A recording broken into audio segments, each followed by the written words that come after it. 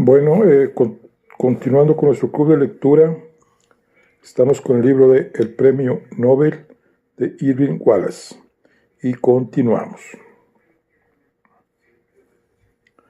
Eran cerca de las 4:30 de la tarde cuando llegó la solución del misterio que obsesionaba al conde Bertil Jacobson. Él fue el único de los que formaban parte del comité de recepción al que se había agregado después un representante del Ministerio de Asuntos Exteriores que se impacientó durante el interminable almuerzo ofrecido a los Garrett en el Gran Hotel.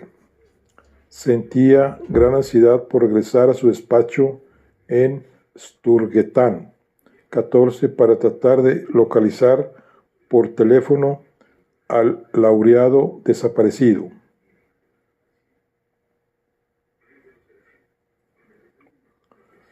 Por fin, hundiendo con nerviosismo su bastón en la alfombra verde del corredor de entrada de la fundación, pudo dirigirse hacia su despacho.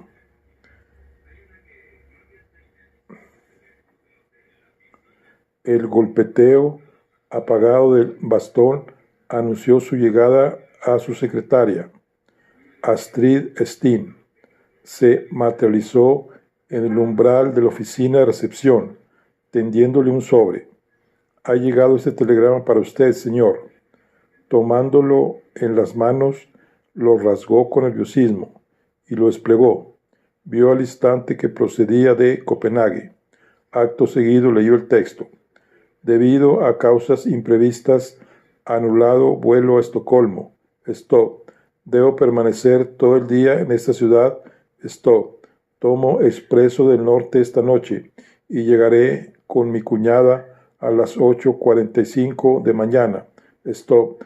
Ruego disculpe molestias haya podido causarles. Stop. Saludos. Andrés Cray. Oyó que Mistress Steen le preguntaba: ¿Malas noticias, señor? No es nada. Mr. Cray se ha retrasado. Llegará mañana por la mañana.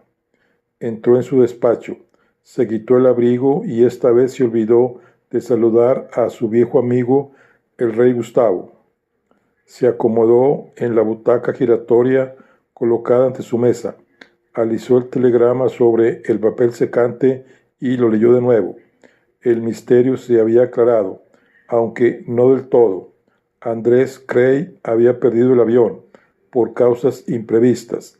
¿Qué causas eran esas y por qué las llamaba imprevistas?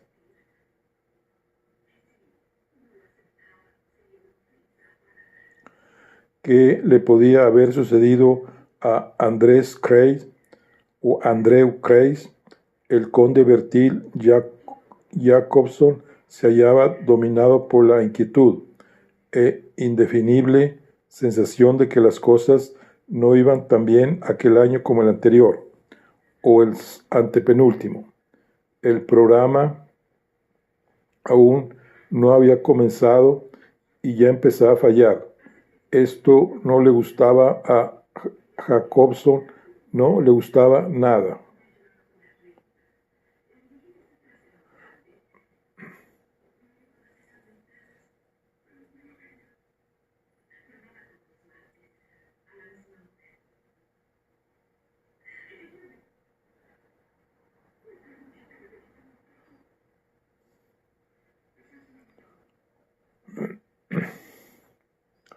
Capítulo 3. El telegrama que el conde Bertil Jacobson leyó en Estocolmo a las 4:30 de aquella tarde había sido enviado casi 5 horas antes, a las 11:43 de la mañana, desde un moderno dormitorio danés en el 6º piso del Hotel Trifalke de Copenhague. Aunque estaba firmado por Andrew Cray, él no tenía arte ni parte en su redacción. Fue escrito y cursado por su cuñada Lea Decker. Lo que despertó a Andrew Kreis de su modorra fue la intensa y aguda voz de Lea, que en la habitación contigua leía el telegrama en voz alta a alguien. Leyó el texto para merecer la aprobación de aquella persona desconocida, y ésta lo aprobó. Más tarde, Cray había de deducir que aquella persona desconocida era Mr. Gates, el primer secretario de la Embajada de los Estados Unidos en Copenhague. Completamente despabilado, Cray trató de reconocer el lugar donde se hallaba. Estaba tendido sobre la colcha a cuadros negros de una cama, con los pies colgando por el borde, en una extraña habitación de un espantoso color alimonado,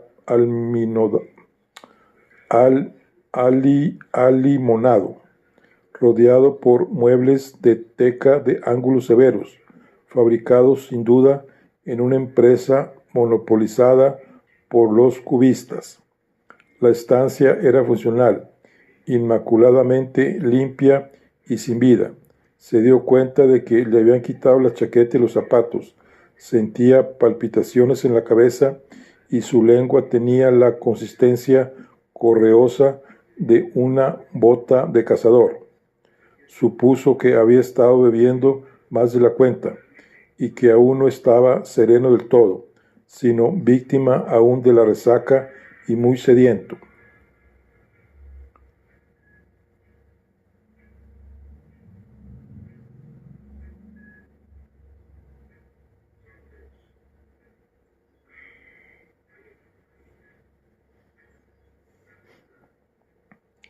Escuchó las dos voces que le llegaban a través del breve vestíbulo que enlazaba con la estancia contigua.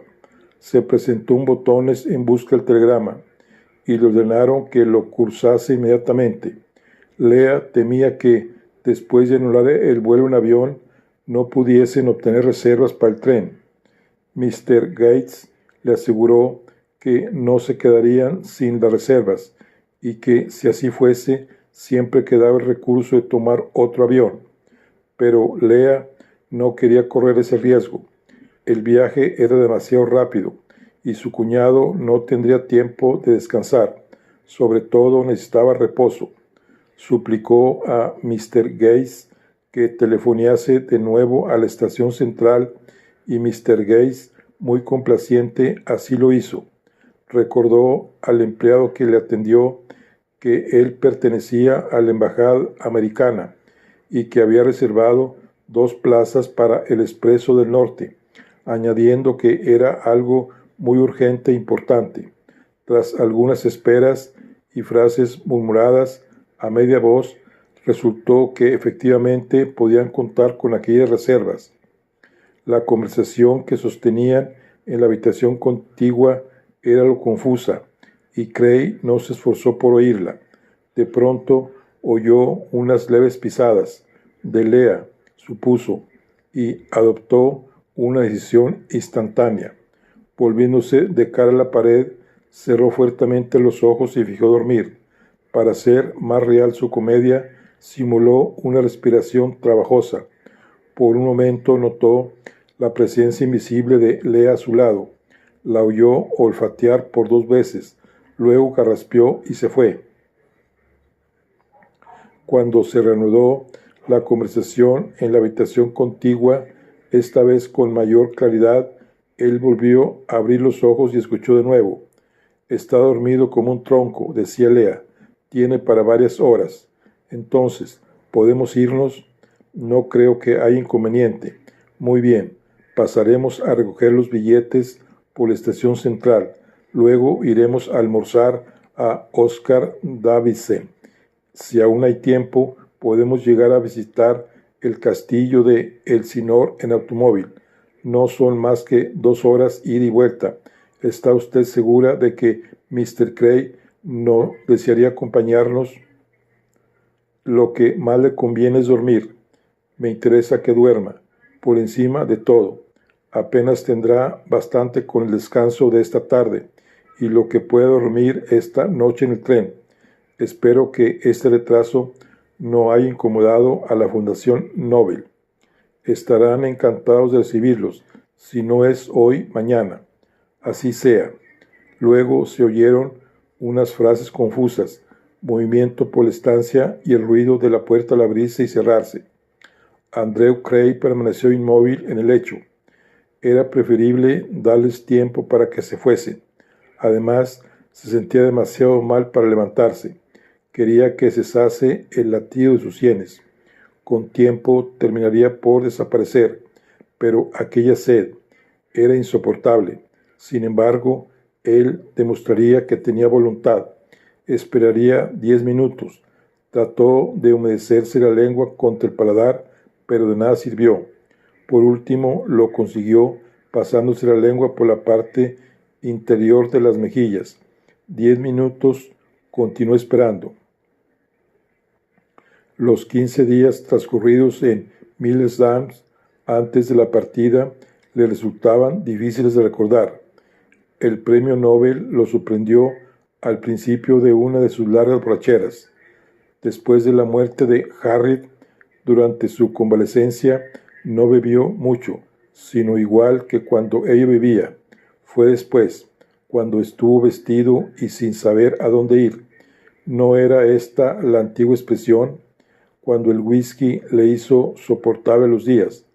Durante el primer año bebió ciegamente, de una manera constante. Cuando el dolor fue sustituido por una lúcida sensación de vacío, inició su ciclo alterno. ¿Fue Lucis Mack quien le dijo que era un ciclo? ¿O fue Lee? 15 días borracho y 15 días sereno. Bueno, casi sereno. Durante el último año, eso se convirtió en 3 semanas borracho y una sereno. Y apenas escribió una veintena de páginas para añadirlas a las pocas que llevaban el título de Retorno a Ítaca. La notificación del premio le llegó al comenzar su periodo de 3 semanas de embriaguez, y por lo que podía conjeturar, el periodo aún no había terminado. Es imposible recordar más que fragmentos del pasado, por reciente que éste sea, cuando se ha estado bebiendo sin taza. La botella de whisky era el carro que cargaba con todo. En él podía meterse la literatura, el amor, la esperanza, el recuerdo, para macerarlos y disolverlos hasta que dejaba de ser reconocibles. Apenas podía recordar nada de lo que ocurrió entre la noche en que recibió el telegrama hasta la mañana en que lo llevaron en automóvil a Chicago. A veces surgían algunos rostros, como el de Lucius Mack y el de Jack Vininger, que se interponían entre él y los periodistas, o la cara de Lea, que se afanaba cuidándole y quejándose, o la del profesor Alex Inglis, del colegio de Joliet, que lo reverenciaba e imploraba en silencio. Fue el día anterior por la mañana, sí, fue ayer, que Lucius Mack los condujo a Chicago en su furgoneta. Lea se hallaba de un humor excelente. Se había puesto un traje nuevo de punto verde musgo y la chaqueta negra, nueva también, que Cray le dio como regalo de Bon Voyage y para agradecerle sus cuidados.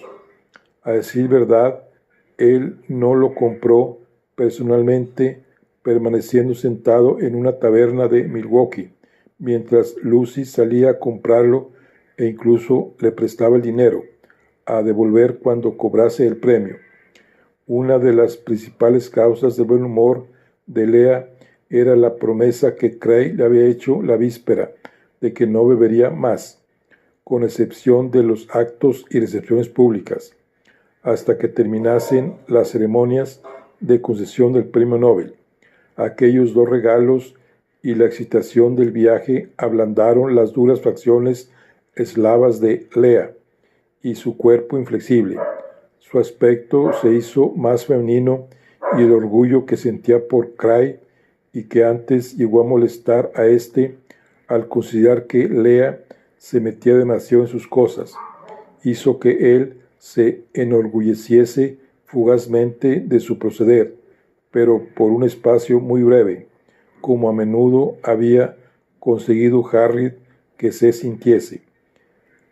El banquete en el Pub Room fue un festín de despedida, digno de Lúculo, muy animado por las sombrías especulaciones que hacía Lucius Mack acerca de los centímetros de publicidad que tendría que conseguir en Miller's Dam para pagar los numerosos platos de aquel ágape.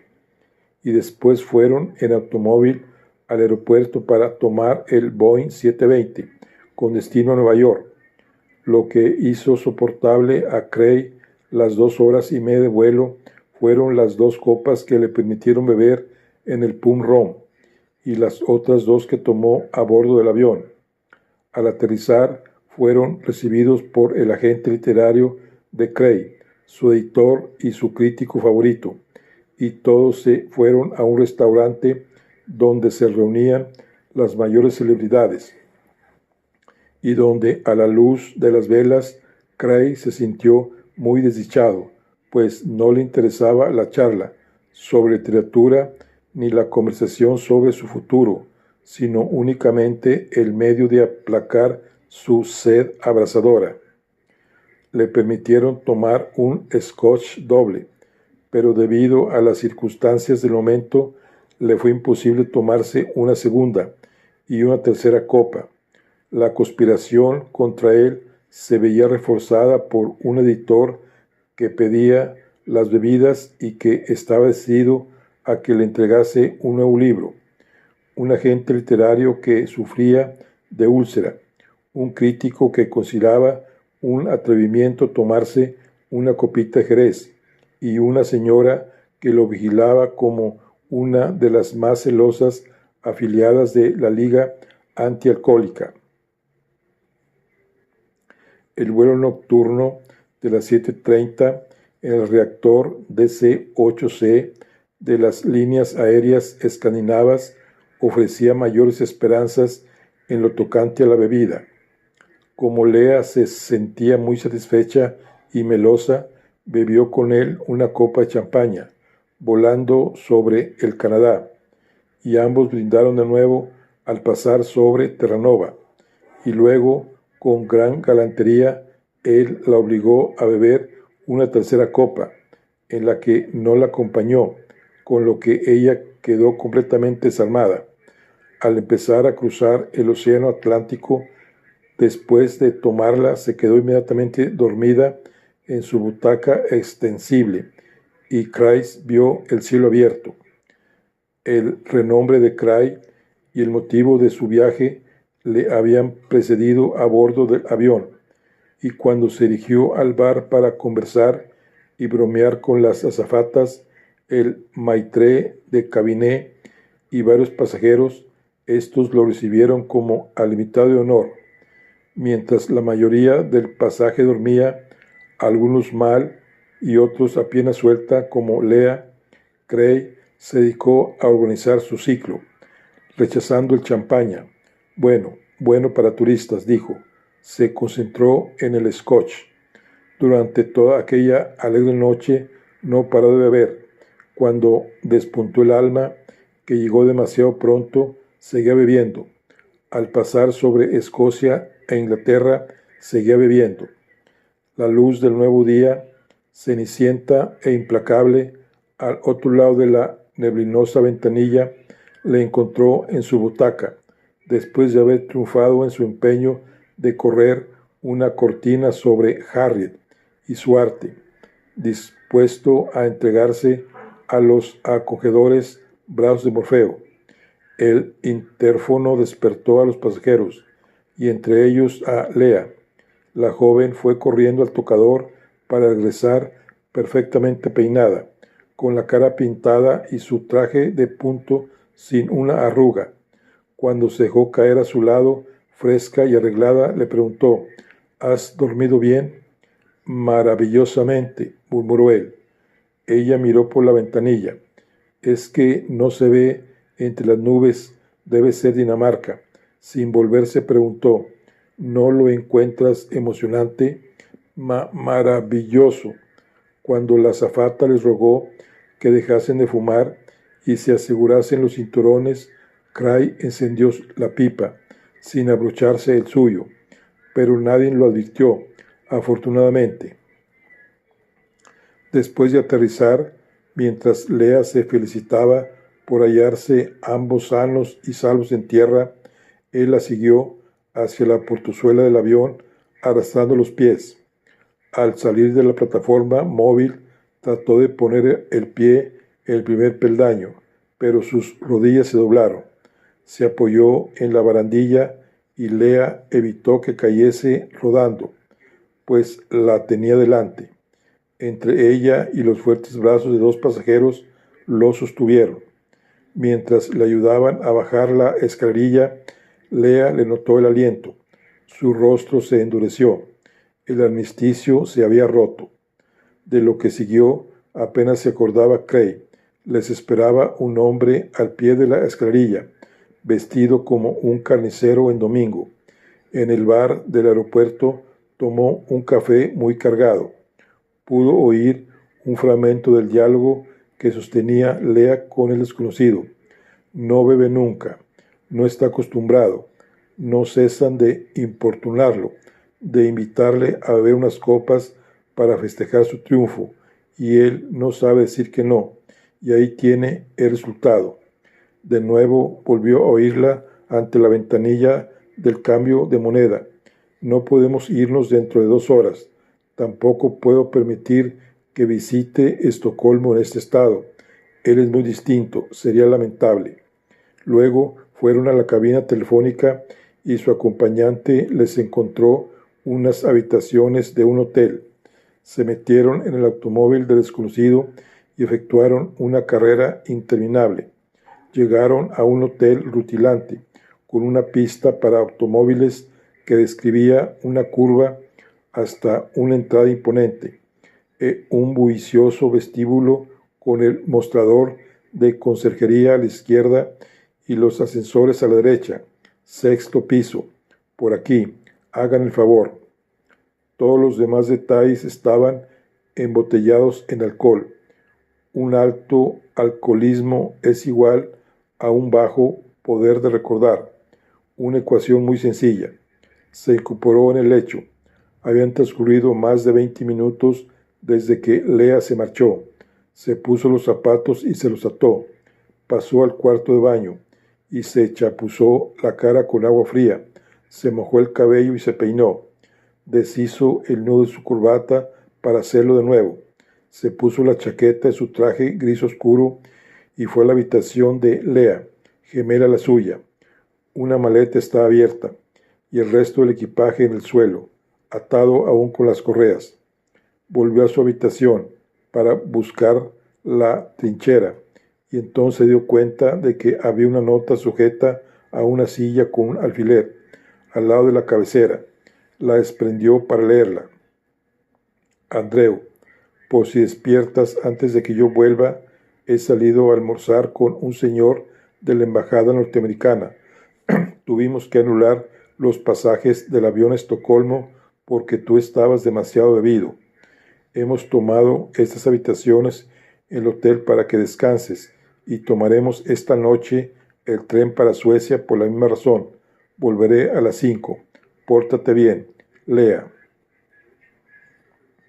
Examinó el membrete de la carta. Estaba alojado en el hotel Trifalke 9, Falconer, al Copenhague. Estrujó la nota en su mano, la tiró a la papelera de mimbre y se dirigió al ascensor. Después de pulsar el botón, la espera se le hizo interminable. Sacó la pipa y cuando llegó al ascensor ya estaba fumando. Se abrió la puerta automáticamente y descendió hasta la planta baja sin detenerse. Preguntó a un botones dónde estaba el bar y el jovencito barbilampiño lo acompañó al otro lado del vestíbulo y entonces señaló a la izquierda. La barra curvada en forma de herradura, situada después del comedor, estaba desierta. con la excepción de un joven rubio y de mentón huidizo, con traje negro y delantal blanco, que estaba detrás de la misma. Cuando Cray se acercó, vio que el barman lo miraba con atención. Encaramándose sobre un taburete, dijo: «Un scotch doble». El barman vaciló. «Perdón, señor, ¿es usted Mr. Cray, que tiene las habitaciones 607 y 608? Sí. Lo siento muchísimo, señor, pero tengo órdenes muy rigurosas de no servirle». Cray se quedó más sorprendido que enfadado. «¿Y cómo me ha reconocido usted? Su esposa me dijo cómo era, señor». «No es mi esposa, pues la señora que le acompaña me dijo que usted estaba gravemente enfermo. Le ruego que me disculpe y que el médico le había prohibido terminantemente la bebida». «¿Está usted loco? Esto es un bar abierto al público. Yo soy un cliente como otros cualquiera. Le he pedido una copa y le ruego que me la sirva». El barman rubio vaciló, pero se mantuvo firme. «Nos podrían denunciar, señor, si usted cayese enfermo. El reglamento del hotel nos autoriza a servir a los huéspedes a nuestra discreción. Puede leerlo en su propia habitación pegada a la puerta». El furor de Cray no se dirigía contra aquel estúpido, sino contra Lea. No quiso discutir. Él solo deseaba unas copas. «Muy bien, muchacho. Yo no estoy enfermo, y ella no ha hecho más que tomarte el pelo, pero no vale la pena que discutamos». Se incorporó. «Ponme una sola entonces, una sola para que pueda salir a la calle. Nadie lo verá». El barman vaciló. Su único deseo, que mostraba bien a las claras en su expresión, era que aquel embarazoso cliente se fuese lo antes posible. Con gesto de asentimiento sacó una botella y una copita del bar y le sirvió. «No debería hacerlo», dijo, mientras acercaba la copa al norteamericano. Cray la apuró de un trago. El líquido, al humedecer su boca, quemarle la garganta e irradiar su calor por el pecho, lo reanimó. «¿Qué te debo?» «Nada, señor». E hizo un chiste solemne.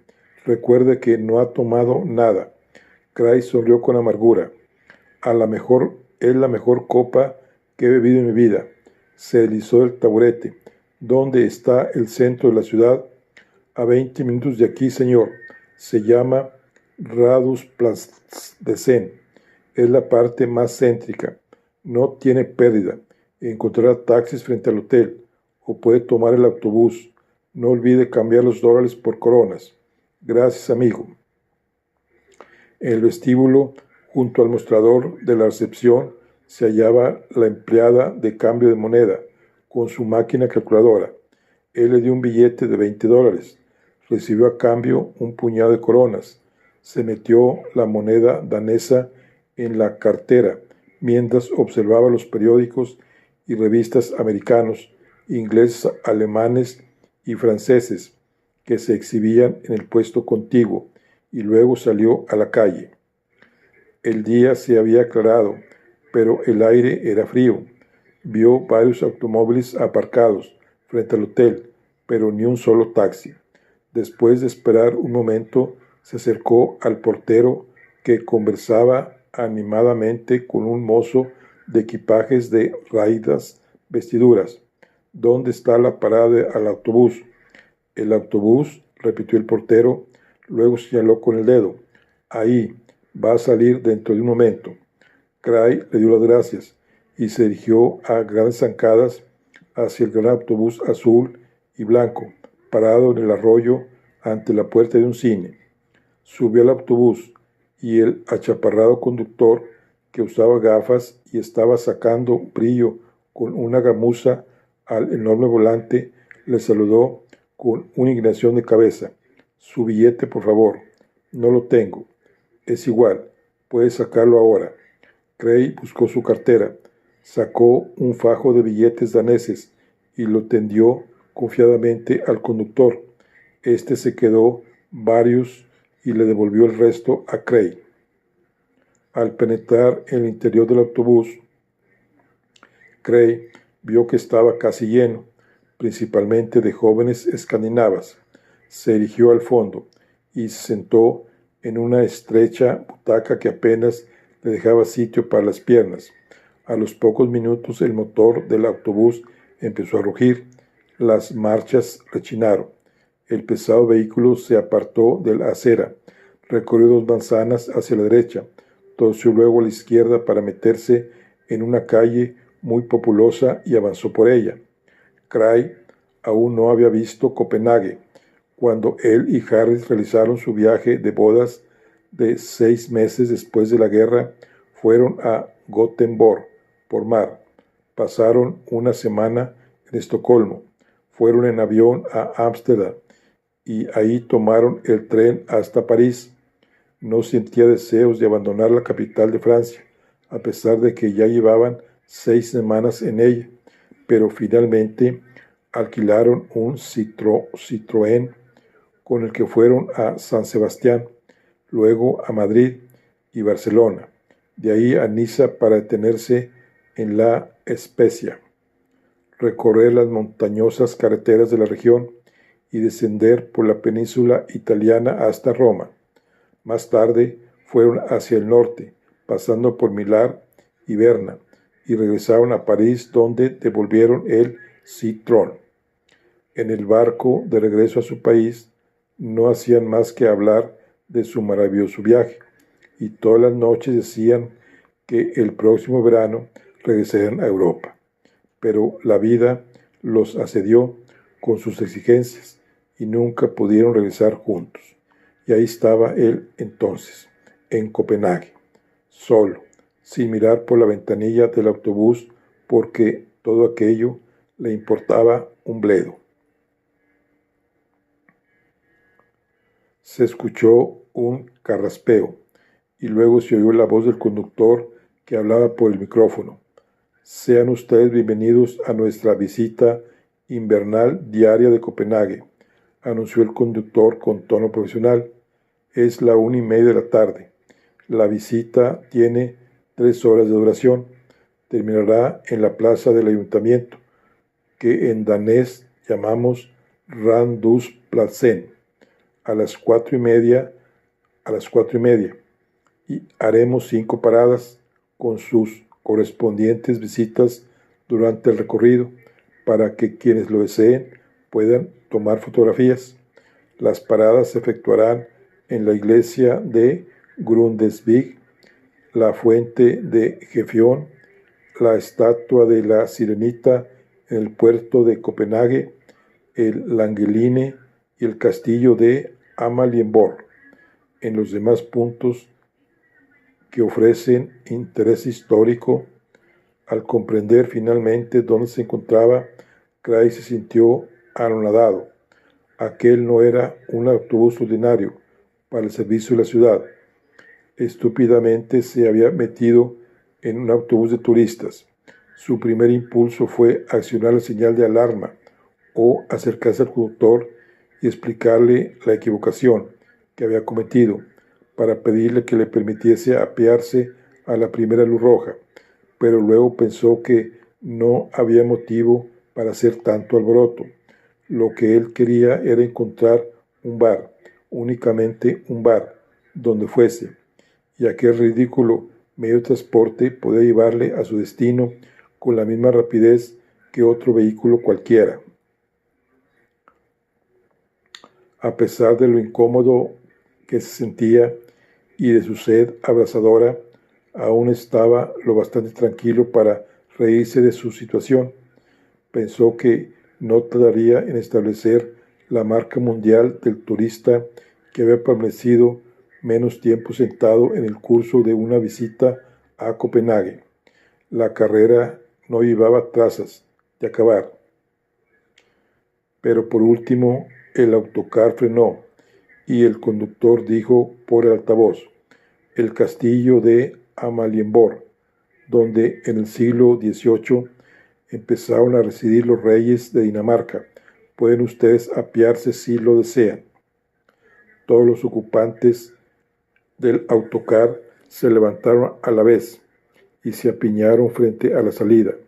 Los turistas empezaron a descender. Muy esperanzado, Cray lo siguió. Una vez en el exterior, el grupo de jóvenes se reunió en torno al guía. Cray escuchó el principio del discurso.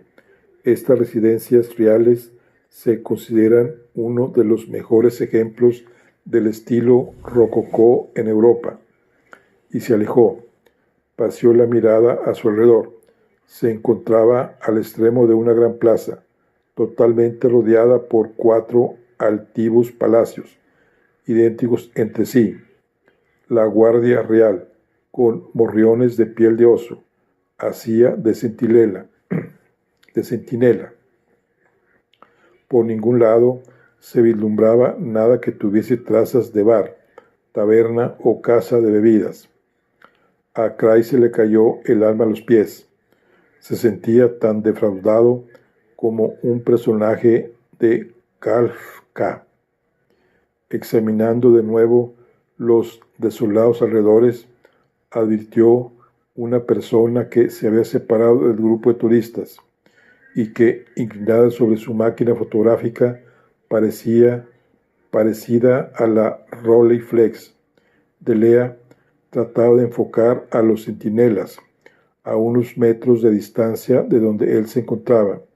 Una vez tomada la fotografía, se incorporó y se dedicó a enrollar la película con gravedad. Cray se dirigió apresuradamente hacia ella. Vio al instante que era una mujer joven, una muchacha que no aparentaba más de 20 o 21 años. Inclinado de forma precaria sobre su cabeza, llevaba un sombrero blanco, en forma de sartén. Sus áureos y sedosos cabellos le descendían en cascada hasta los hombros. Un grueso suéter de color rojo coral, demasiado grande para ella, y que llevaba desabrochado, cubría en parte su blusa blanca y la porción superior de su falda plisada azul marino. Cuando Cray llegó junto a ella, vio que solo le llegaba al pecho. Ella lo miró con sorpresa. Sus facciones eran anchas y bonitas. Tenía los ojos de un azul desvaído, con patas de gallo en sus extremos causadas por la risa. La nariz era recta y ancha, las mejillas de pómulos altos como las de Harriet, y sus labios llenos de grietas, rojos y carnosos. La negra mancha de una peca que mostraba a la derecha del lado superior atraía la vista hacia la boca entreabierta y su blanca y perfecta dentadura. Cray no fue indiferente al atractivo de la joven, y esto le impacientó y disgustó, porque tenía la mente ocupada en cosas más importantes. «Perdone, señorita», le dijo, «yo soy uno de los pasajeros del autocar». Ella sintió con la cabeza. «Desearía saber, quizá usted pueda decírmelo, si hay algún bar por aquí cerca». «¿Un bar? ¿Quiere decir un restaurante con autoservicio?» No, un sitio donde se pueda beber un poco de whisky». «Ah», indicó los palacios con un ademán, «esto es Amalienborg». «Sí, ya lo sé.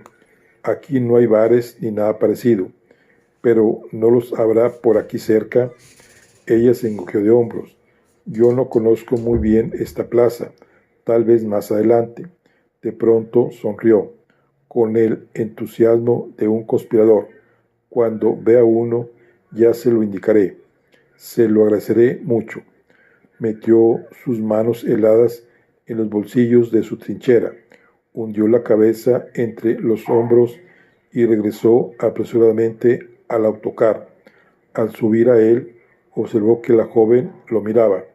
«Ojalá se acuerde de avisarme», pensó. Para Cray, aquel recorrido turístico pasó del tedio a la monotonía y de esta al hastío. Las soporíferas explicaciones del guía conductor rozaban sus oídos sin penetrar en ellos.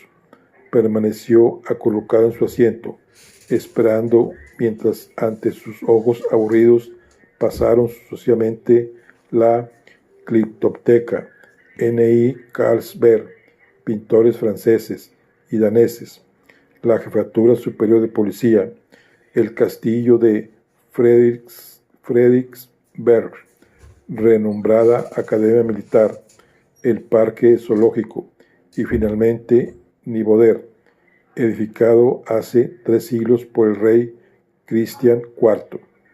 Se detuvieron de nuevo, se apearon del autocar y se colocaron en semicírculo alrededor del guía, a un extremo del puerto, frente a la estatua de una sirena encaramada en un peñasco.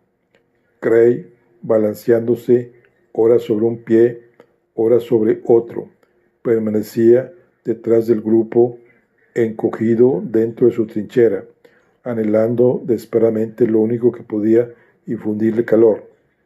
Alguien le tiró de la manga. Volviéndose, vio a la joven a su lado, con su sombrerito blanco sobre sus rubios bucles. Su amplia sonrisa era cautivadora y continuaba con el suéter rojo coral desabrochado a pesar de la baja temperatura. Sana y cordial sirenita, se dijo, pero entonces vio que ella también debe sentir el frío porque los pezones de sus pechos se habían endurecido y se marcaban visiblemente bajo su blusa blanca. Por primera vez reparó en el tamaño de sus senos, que levantaban la blusa turgentes, rompiendo casi las perlas que la abrochaban, de tan tirantes. Ella le indicó algo con un ademán. Allí. Cray miró hacia donde ella le señalaba y vio un grupo de tiendas. En la más próxima encontrará lo que sea, añadió. Él se llevó una mano al sombrero para dar las gracias, pero interrumpió su ademán cuando ella le hizo un guiño para recordarle su complot. Luego vio cómo iba a reunirse con otras muchachas del grupo. Él se alejó. Entonces, deliberadamente, cruzó la calle y entró en la primera tienda. Era un bar, con varias mesas y sillas y nada más. Una mujerona surgió de la cocina, secándose las manos con una toalla.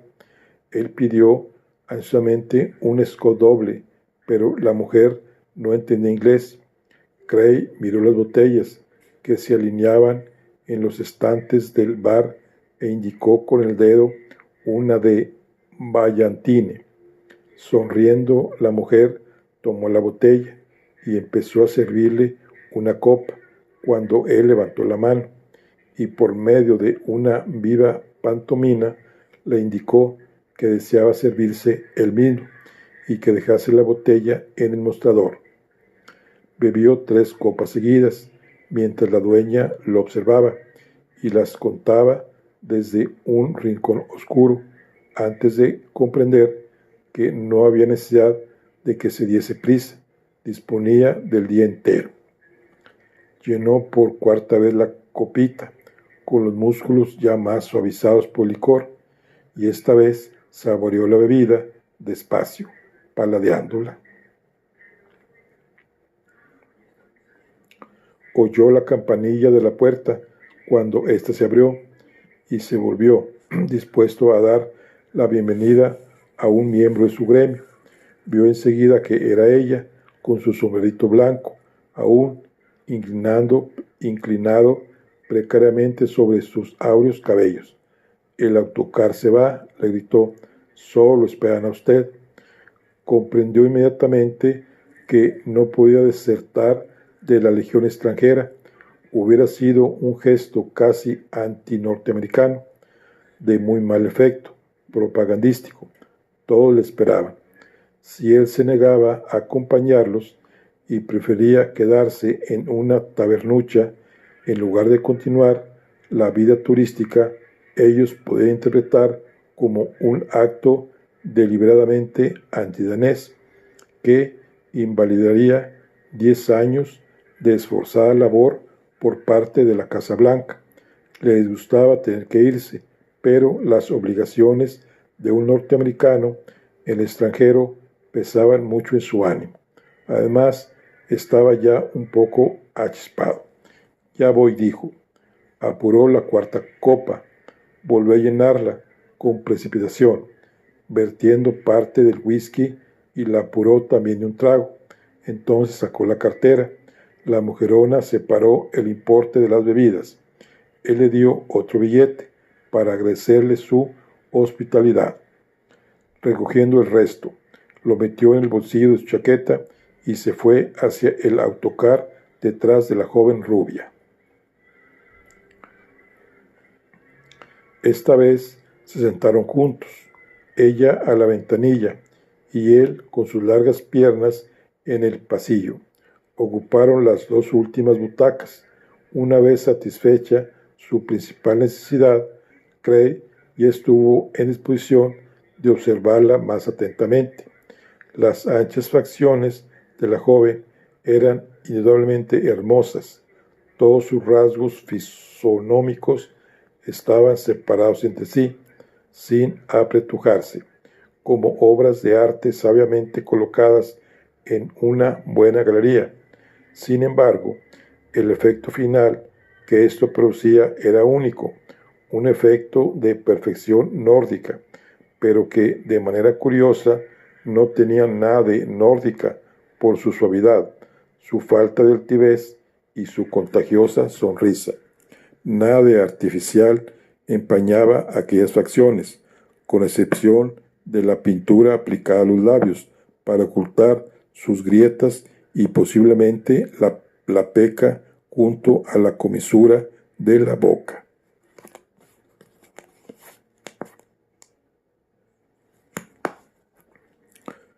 ¿Es de verdad esa peca?, le preguntó él. El recorrido ya duraba media hora y casi constantemente ella estuvo mirando por la ventanilla hacia los lugares indicados por el guía y solo de vez en cuando le dirigía una sonrisa. Al oír esta pregunta, la joven se volvió. Naturalmente que lo es. Pues, ¿qué creía usted? Algunas mujeres se las pintan para llamar la atención. Yo no necesito llamar la atención. La joven dijo aquellas palabras sin petulancia, solo para exponer un hecho de orden práctico. Estoy de acuerdo con usted, replicó al instante. Es usted muy bonita, y añadió, y muy amable. Ella, en lugar de agradecerle el piropo, le miró de hito en hito hasta hacerle pestañear. ¿Por qué tiene que beber?, le espetó de pronto. Lo directo de la pregunta le hizo dar un respingo. Nunca le habían hecho tal pregunta. He estado enfermo, contestó. Podía escoger entre un centenar de respuestas, digresiones e implicaciones, pero en el fondo todas iban a parar a lo mismo. Ella sintió y pareció darse por satisfecha. Es que lo supuse, dijo, y ahora se encuentra bien. Me siento mejor. Me alegro por usted. Craig estaba encantado. Por primera vez en muchos meses sentí interés por algo externo. Me disponía a disculparme, dijo, pero quizá ahora usted lo comprenda. Verá, no es que me disgustase visitar la ciudad, tampoco tengo nada contra su país. Este no es mi país. Yo soy sueca. Perdone, no lo sabía. Ella sonrió. Todas las escandinavas son iguales en la oscuridad. Es una frase muy tonta que oí pronunciar una vez a un chico inglés. ¿Y usted qué es? ¿Inglés? ¿Americano? Americano. ¿De dónde? De Wisconsin. ¿Está eso cerca de California? No, muy lejos. Está entre California y Nueva York. Es un estado, una provincia. Lo llamarían ustedes, situado a orillas de los grandes lagos. Ah, Chicago, cerca. ¿Y hay gángster de verdad por ahí? No como los que se ven en las películas, pero hay algunos. Y también vaqueros e indios, pero no muchos. La mayoría son personas como las de Suecia. ¿De qué punto de Suecia es usted? De Estocolmo. ¿No le gusta? Es muy bonito. Sí, ya lo conozco. ¿Ha estado usted en Suecia? Cray asintió. Sí, hace mucho tiempo, dijo, deseando cambiar de tema. ¿Y usted qué hace aquí? Este invierno tengo una semana de vacaciones, contestó ella. El año pasado, mis amigos y yo fuimos a Dalarna a practicar los deportes de invierno. ¿Y qué deporte practica usted? Me gusta mucho patinar, esquiar y el bobsleigh. Este año, mis amigas desearon visitar Dinamarca. Es un país muy bonito, pero yo prefiero Suecia. Me gustan más los deportes que visitar catedrales, palacios y estatuas. Más que ver cosas, me gusta hacerlas. Él apenas la escuchaba, tan absorto se hallaba contemplando su cara. Ya sé a quién se parece, dijo de pronto. Sabía que la había visto antes. ¿Dónde? En una pintura al óleo de Andrés Sor que vi en Estocolmo, la última vez que estuve ahí. Es un desnudo femenino, de pie sobre una cornisa de roca. Representa a una joven de cabellos dorados, a decir verdad, rojizos, que el viento le arroja sobre el rostro, mientras se halla en una actitud de absoluto reposo, contemplando las aguas azules de un río. Tal vez yo hice de modelo para ese cuadro, dijo ella bromeando. Entonces, usted no era más que un resplandor en los ojos de su abuela. Sor pintó ese cuadro en 1904. ¿Le gusta Sor? Nunca oí hablar de él, dijo ella con sencillez. Una ninfa terrenal, se dijo Cray, una aparición del presente, sin pasado, sin el fardo de la historia y del saber, un espíritu eternamente juvenil. Los vínculos que le unían a la historia y su dependencia al pasado hicieron que la envidiase.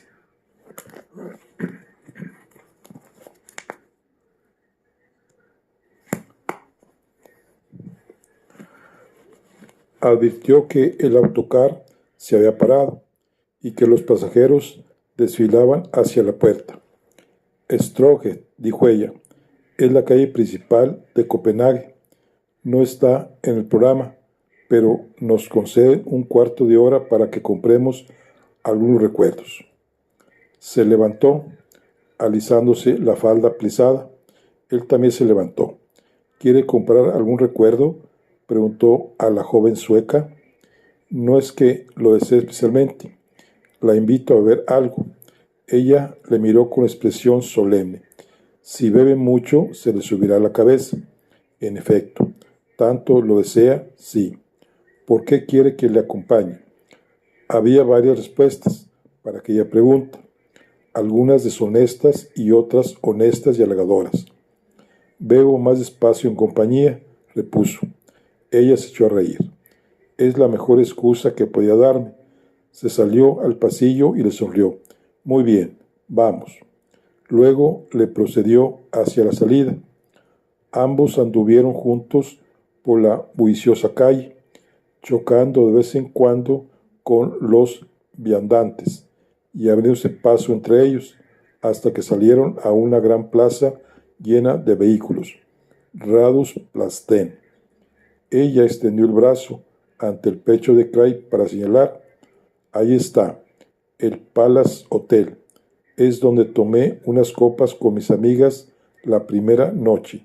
Está muy bien. Entonces al Palace Hotel, se ha dicho. Recorrieron una manzana de casas a paso lento y penetraron en el vestíbulo del Palace. Cray tuvo la impresión de hallarse en una vieja y aristocrática mansión, tranquila y discreta, y le agradó el buen gusto que demostraba la joven. Ahí está el jardín de invierno, dijo ella, o podemos ir a un saloncito muy acogedor que hay a la izquierda. ¿Qué prefiere usted? el saloncito, cruzaron una sala y penetraron en el bar, de ambiente serio, sosegado y grave, con sus viejos paneles de madera que evocaban el rugiente fuego del hogar. Los acompañaron a un reservado oculto tras una columna y se sentaron a ambos lados de una mesita frente a frente. Ella tomó lo mismo que él, con la diferencia de que la joven bebió una copa y él dos dobles. Después de todo, tenía que mantenerse fiel a su ciclo. Había transcurrido media hora cuando él consultó su reloj. ¿Ya sabe usted que hemos perdido el autocar? Sí, ya lo sé. No estarán preocupadas sus amigas porque han de estarlo. No soy una niña. ¿Cuántos años tiene usted? 23. Supongo que no está casada. No. ¿Y usted? Él vio que la copa de la joven estaba vacía y llamó al camarero para pedirle un Scott para ella y un doble para él. Lo estuve, dijo finalmente. Le era menos difícil hablar de ello a través de los vapores del alcohol. Mi esposa murió en un accidente hace 3 años. Fue un accidente de automóvil. Conducía yo. Había bebido unas copas de más. Creo que fue culpa mía. Nadie mata a un ser querido de esa forma. Fue un accidente. Llovía. No pude dominar el coche. Fue un accidente, repitió ella. Él asintió, aturdido por el whisky. ¿De veras no le importa no continuar visitando la ciudad? Ya le dije que las catedrales me aburren. Me gusta hacer cosas, no verlas. Pero lo que hacemos ahora no puede decirse precisamente que sea practicar un deporte de invierno. Ella sonrió. Pero resulta tan estimulante y divertido como un deporte. Le sirvieron las copas y cuando Cray tomó la suya, pidió al camarero que luego le trajese otro doble. Pronto cumpliré 40 años, dijo. Debo entender por eso que tiene 39. Pues, ¿por qué no lo dice? Me siento como si tuviera 40, 50 o 60. Sí, tengo 39 años. ¿Por qué está con un hombre de 39 años? Es lo mismo que visitar un viejo edificio histórico. Usted me hace gracia.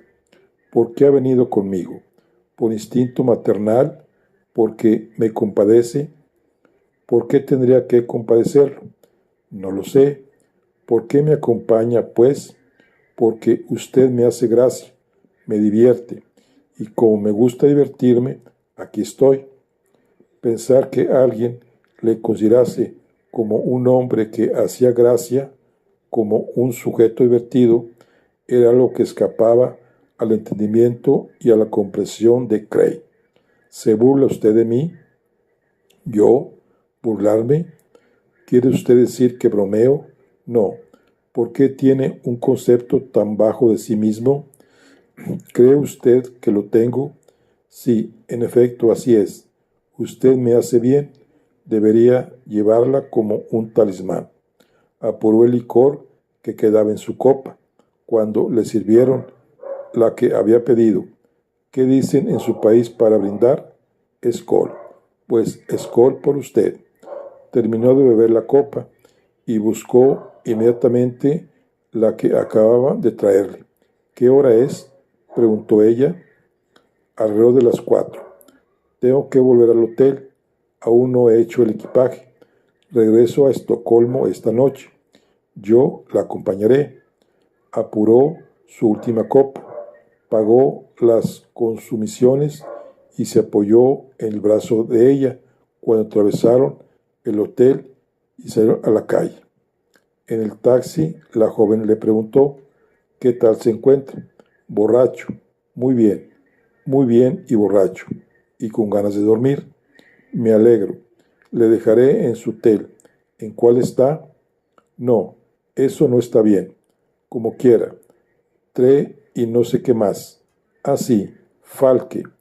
El taxi corría a gran velocidad y en menos de 20 minutos llegaron al hotel Tre Falke. ¿No quieres subir?, le preguntó él con voz pastosa.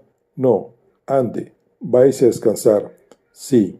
Salió del taxi con ayuda del portero, pero se desasió y volvió junto a la portezuela abierta. ¿Cómo se llama usted?, preguntó meticulosamente. Lili Heskipstis. Lili Heskipstis.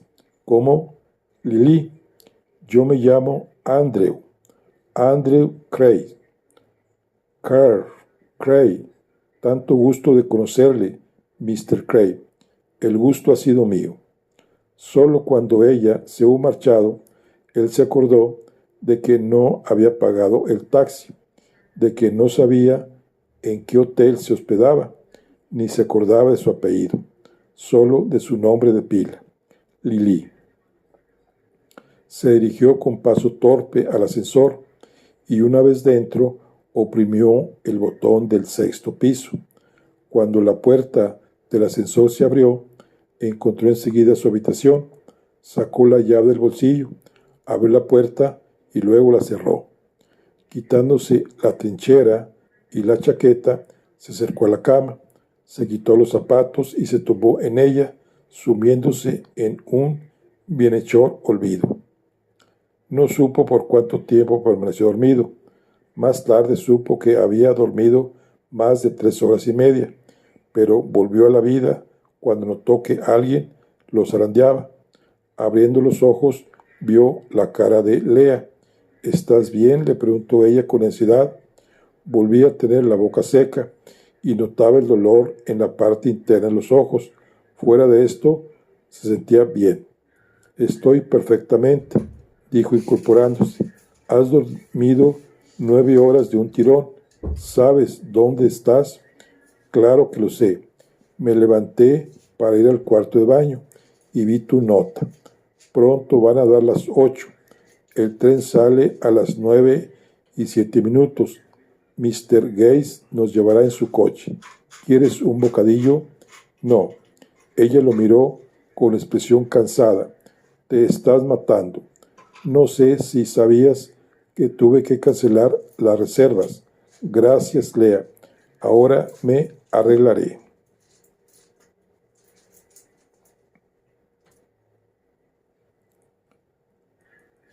Bueno, aquí concluimos la charla del día de hoy. Nos vemos en la siguiente.